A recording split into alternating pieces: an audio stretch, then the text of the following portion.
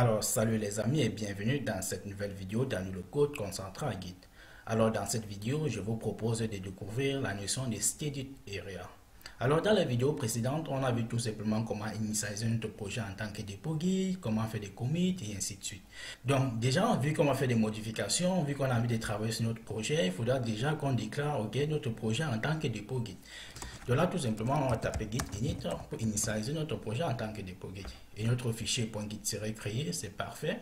Donc réellement, les gars, ici, pour bien comprendre la notion de Steady Area, pourquoi pas je vais revenir sur Mishipishi et il serait, par exemple, de modifier un fichier. Donc là, j'ai login.txt, j'ai register.txt. À ce niveau-là, par exemple, je pourrais venir ici dire que je viens connexion, peut-être via Google, ok.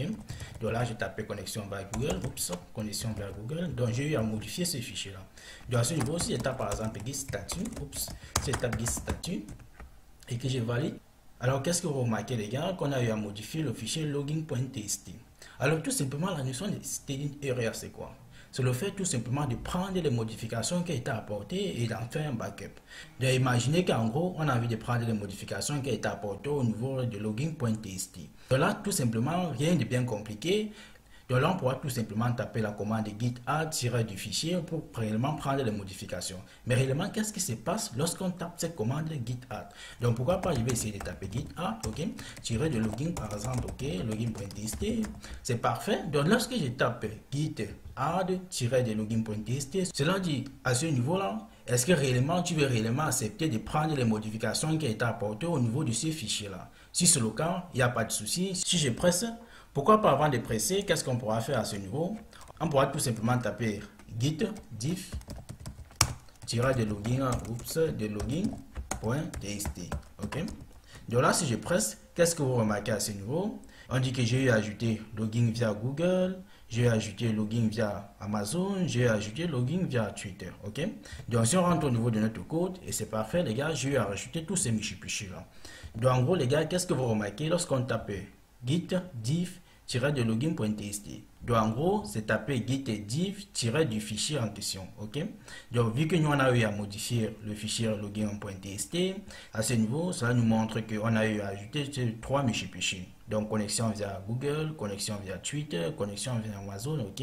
Donc si je rentre à ce niveau, on voit que c'est ces trois michipichis que j'ai ajouté. Ok, donc là pourquoi pas je vais par exemple modifier le fichier register. Là tout simplement on va dire par exemple inscription via ok par exemple OTP ainsi de suite. Ok, donc là si j'enregistre et que je viens à ce niveau et que à ce niveau là je tape gif-de register. Ok, et si je presse les gars, qu'est-ce que vous remarquez? Que j'ai ajouté OTP. Ok, donc rien de bien compliqué les gars. Et à ce niveau là, vu que j'ai eu à faire des modifications, si j'aimerais maintenant prendre ces modifications en considération, comme je vous l'ai dit, on va faire tout simplement un git add, ok, tiré du fichier en question. Si on a modifié les deux fichiers, on va faire git add tiré de -a, comme on a vu dans la vidéo précédente. Donc cela nous permettra de dire toutes les modifications qui ont été apportées, ok. À ce niveau là, on prend ça pour en faire un backup. Donc là par exemple, si je tape git add, donc là, tout simplement, par exemple, je pourrais spécifier le fichier auquel je vais traquer. Donc, vu que je vais traquer, par exemple, les deux fichiers, je vais tout simplement tirer de -a, ok. Là, ça va traquer les deux fichiers. Donc, dès lors que ça a eu à traquer les deux fichiers, tout simplement, je prends toutes les modifications qui ont été apportées pour en faire un backup. Donc, rien de bien compliqué. Donc, grosso modo, c'est vraiment ça qu'on appelle la notion de Steady Area. Donc, si vous avez eu à remarquer à ce niveau, avant que je ne fasse les modifications, par exemple, je vais fermer ceci, ok. Donc avant que je ne fasse par exemple les modifications, je vais encore ajouter par exemple un michipichi via par exemple un message, ok. Donc là je vais rentrer à ce niveau. Qu'est-ce qu'on va faire? On va faire git statut. On dit que nos deux fichiers ont été modifiés. Qu'est-ce que ça nous demande de faire les gars, si vous êtes vigilants? Donc là on dit pour en faire de ça un backup, il faudra faire git add, la commande git add, ou bien du moins git restore, ainsi de suite, ok. Donc là, par exemple, on verra la commande git restore plus tard. Donc à ce niveau, on va voir git add pour dire, on veut vraiment traquer ces fichiers-là. Donc si je tape git add de login.txt, cela va traquer login.txt. Si je fais git add de register, cela va traquer le fichier register. Donc, vu que ces deux fichiers sont modifiés et que j'ai envie de les traquer simultanément, je peux faire tout simplement la commande git add -a, comme on a eu avec dans la vidéo précédente. Donc, on a fait git add de -A. Et nos deux fichiers seront traqués automatiquement. Donc les gars, vraiment rien de bien compliqué. Et lorsque vous voulez par exemple voir les modifications qui ont été apportées, vous pouvez faire git add diff sur du fichier. Donc là par exemple ici étape login, .txt. Ok, bon, ça veut dire à ce niveau que j'ai ajouté ces trois fichiers. Ok, donc c'est pareil, par exemple, si je rentre au niveau du GitHub de Facebook, donc Facebook à ce niveau qui nous met à notre disposition React Native comme framework, et ici entre au niveau des commits, et ici au niveau de la branche master.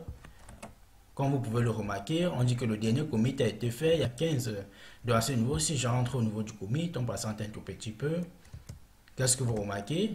Tous les fichiers qui sont en vert, en fait, ce sont les codes qui ont été ajoutés au niveau du fichier. Ok, donc en gros, ils travaillent dans le répertoire React Android et au niveau du fichier android.mk.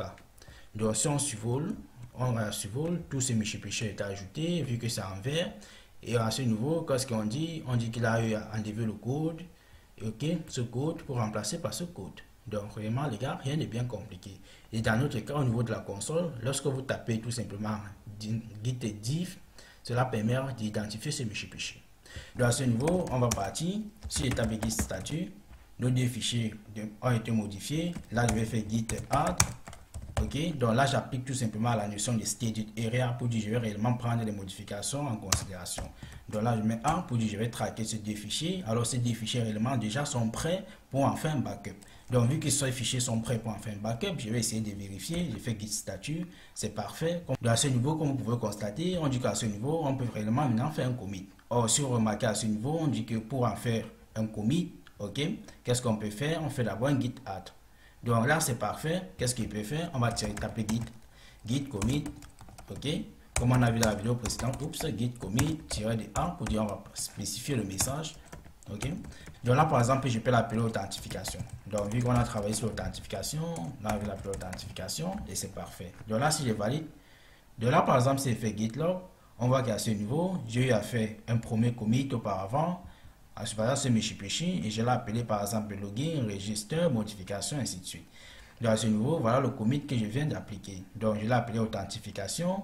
Ok, j'ai l'identifiant de l'authentification, le nom de la personne qui a fait le commit, l'adresse mail de la personne qui a fait le commit, la date et l'heure, ainsi de suite. Ok, donc là les gars, si vous avez compris la notion des staged area, réellement c'est parfait. Les gars, j'ai eu à atteindre mon objectif. Rendez-vous à la prochaine vidéo, on verra comment annuler un commit. D'ici là, portez-vous bien, stay tuned. Tschüss.